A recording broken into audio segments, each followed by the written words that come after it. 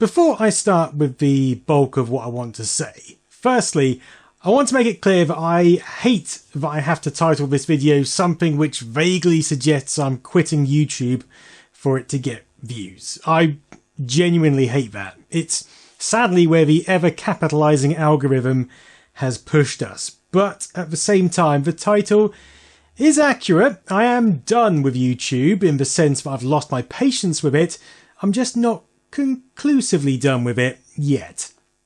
And this is the philosophy I try to take when titling all my videos. Accurate but catchy enough to get your attention. Because sadly we're in an era of YouTube where just having good content isn't enough to get you noticed. And that really sucks. Especially for channels trying to get off the ground. There's so many small channels which are so good. But, you know, this isn't a video where I just whine at our predicament for an hour. I've seen a lot of creators doing that at the moment and, you know, mostly rightly so. But I don't want to fall down that weird hole of throwing toys out of the pram.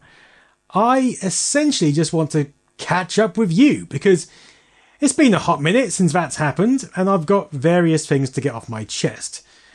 We'll come back to the whinging at the end. Right, so when I started this channel, I used to do a lot more chatty two-camera stuff, you know, talking to you guys. I also did a lot more off-the-cuff stuff, maybe playing a game, maybe wandering around a car boot sale or an expo held in the most horrific hotel you could ever conceive of.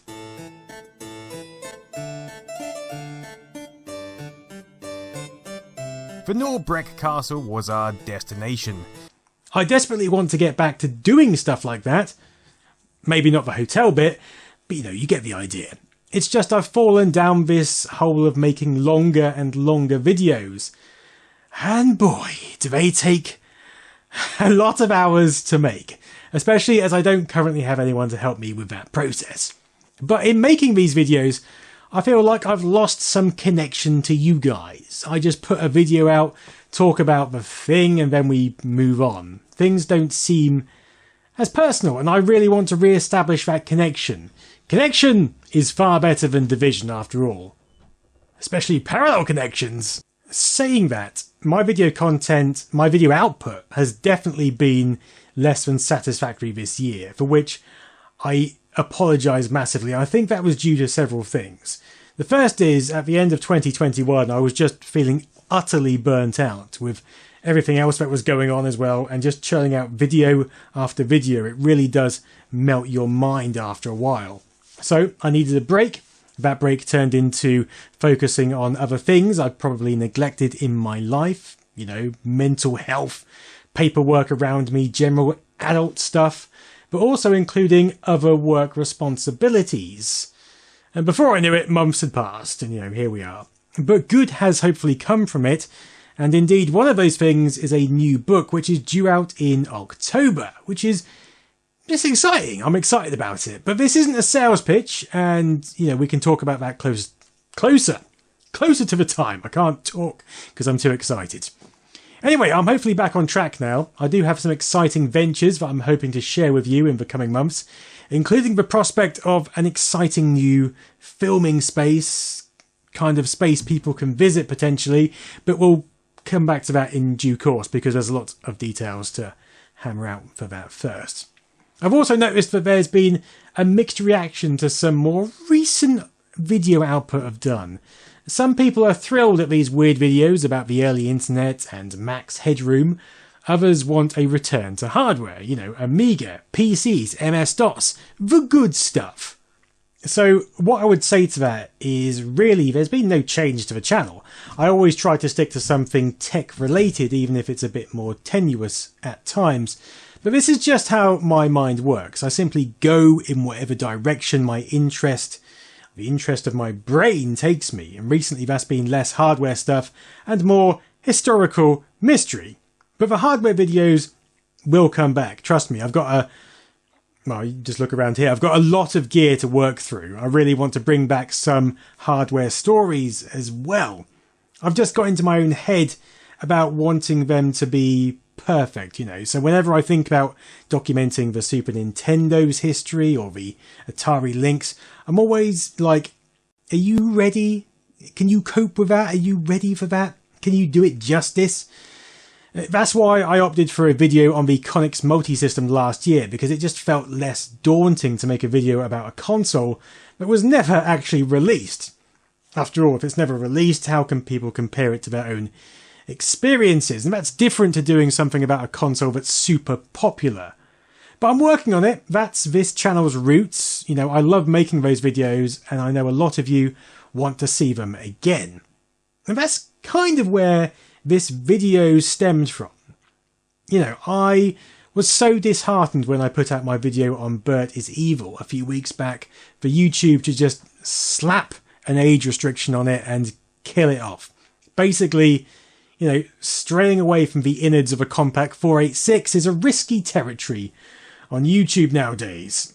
So after numerous back and forths with YouTube or someone at YouTube, it just felt like they didn't even know themselves why they had done that. Their support team said the problem was due to a thing at a specific timestamp, and that timestamp just had, it was in the middle of 20 seconds of B-roll of money falling from the air. So, you know, YouTube probably do find money erotic, that makes perfect sense, but I just had to go through the video and pixelate every damn thing I could find and re-upload it, only for it to die on its ass once again, because people had seen it, so less people clicked it, and the algorithm was not having any of that.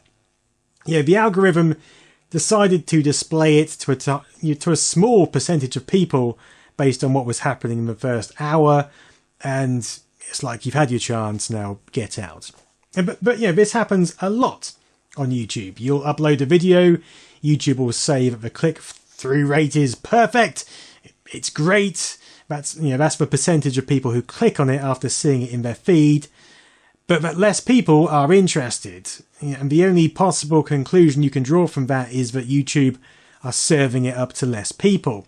It's a sad state of affairs for any creator caught in this trap. But we are truly in a time where sensationalism and reaction draws the crowds more than anything else. And the algorithm seems to be absolutely pandering to that. YouTube is a company. Companies have an overriding objective to make money, and so whatever makes the most money is going to be prioritised. That's just how it is. It's also in part why I actually do sponsorships, as YouTube ad revenue can just be so inconsistent. But I always, you know, I try to stick to products or companies that I believe in, and I hope you don't find that too intrusive. To offset it, I do always go through the YouTube ad placement and delete about half of their suggested adverts, because hot damn do they try and pack them in.